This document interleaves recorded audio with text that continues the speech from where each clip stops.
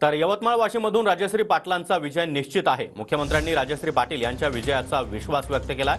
विरोधकांना बाहेरचा रस्ता दाखवण्याची वेळ आल्याचं देखील मुख्यमंत्री एकनाथ शिंदे यांनी म्हटलंय।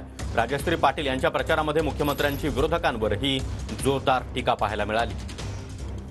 महायुतीच्या उमेदवार राजश्री पाटील यांच्या प्रचारार्थ आज मुख्यमंत्री एकनाथ शिंदे यांच्या उपस्थितीमध्ये बाईक रॅलीची सुरुवात झाली आहे। वाशिम शहरात बाईक रॅलीची स्वतः मुख्यमंत्री जे आहेत ते या ठिकाणी लोकांना भेटतायत आणि अभिवादन करतायत। आज राजश्री पाटलांच्या प्रचारार्थ ही बाईक रॅली आयोजित करण्यात आली।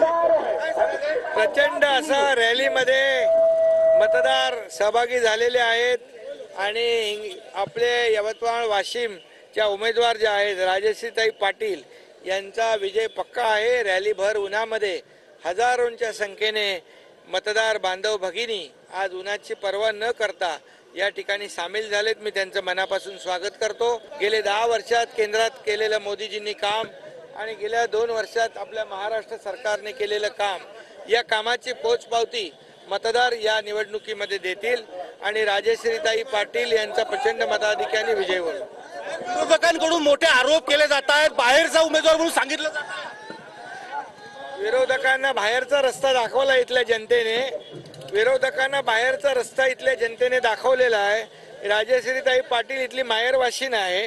आता तिथं राजश्रीताईच्या बरोबर आपल्या भावनाताई गवळी ज्यांनी 20 वर्ष इथं काम केलं, 25 वर्ष काम केलं, त्यांच्या कामाची पोचपावती देखील इथं मोजमाप होणार आणि जनता या ठिकाणी महायुती शिवसेनेला भरभरून मतदान करणार। कॅमेरामन हर्षदसह विवेक गावंडे, टीव्ही 9 मराठी, वाशिम।